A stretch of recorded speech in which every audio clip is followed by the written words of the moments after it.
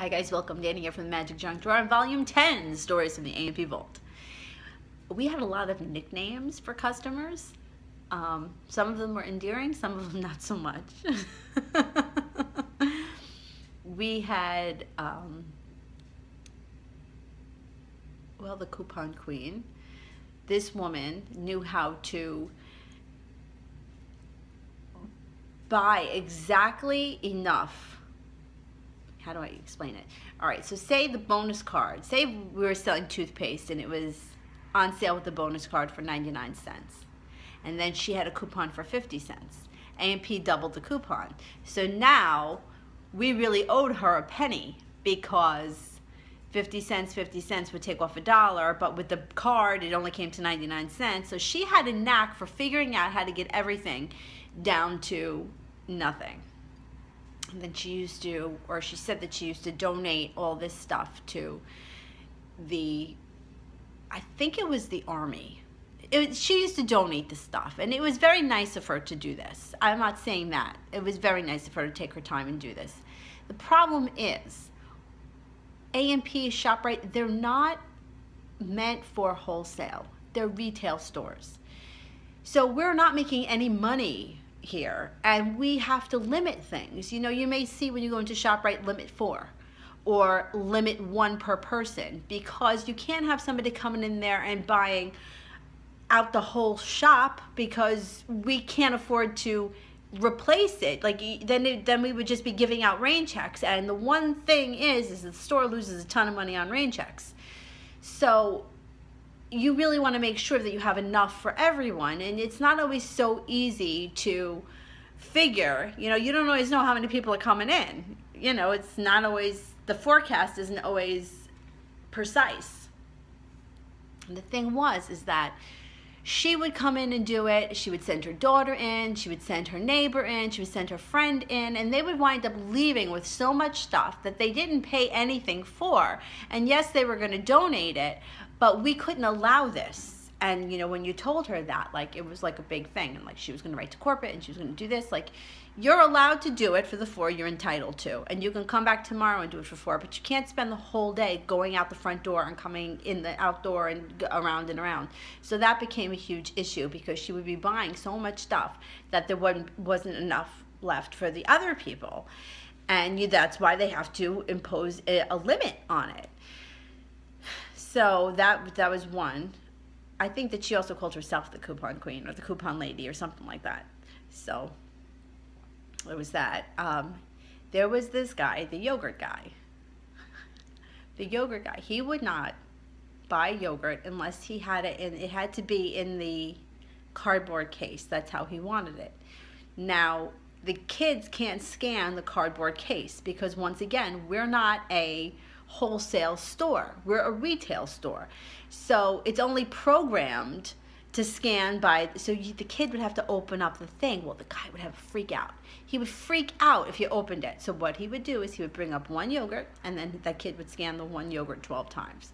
And then if you tilted it sideways and his yogurt went a little sideways, forget it. Mental breakdown, he didn't want it. It was a total freak out with the yogurt.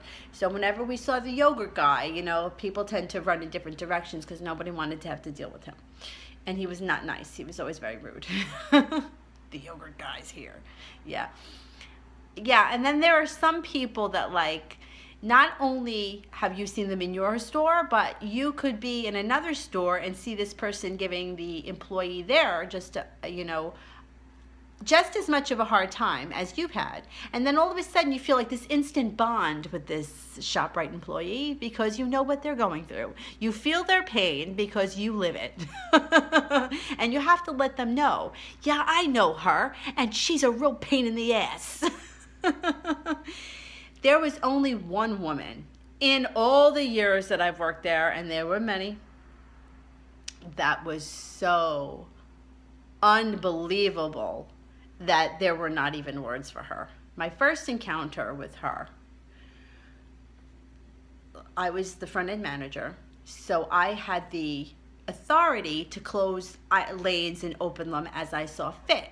You know, back in the day, we'd have 3 express lanes, 10 items, 12 items. I think it was 10, 15, 20. And then the other ones were big orders.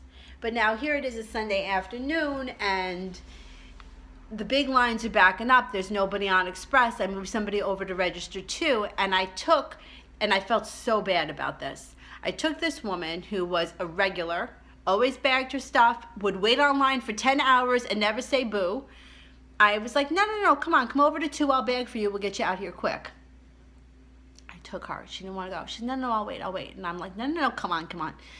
Well, this woman comes in, right, and she gets behind this big order, but we're almost done. This is the Express line. On and on. I'm like, ma'am, there was nobody online. This woman was waiting, and we just got to get them out. I'm bagging. I mean, if you break it down to how long it actually takes to check the order out, it maybe, at the very most, takes 3 minutes. Maybe 3 minutes. That's as long as this woman was going to have to wait. She was going to wait longer at the light trying to get out of the parking lot. So I tried to, I apologize, this is my fault, I brought her over here. What I should have done is shut the light so that it looked like the lane was closed. But I didn't feel there was any need. We were going to get this woman out in 3 seconds. It was no big deal. She embarrassed the woman. Meanwhile, it was my fault. And I was like, no, I brought her over here. I was begging for the kid that was ringing her up. And as she's throwing this hissy fit, my manager's coming in. And he is someone that not only everybody loved, I mean, everybody loved him, but nobody ever complained about him. And you know what she said to him when she saw him? Because he came over to assist me, when he saw I was having a hard time with her. She says to him, oh, you're still here? I would have thought they would have fired you by now.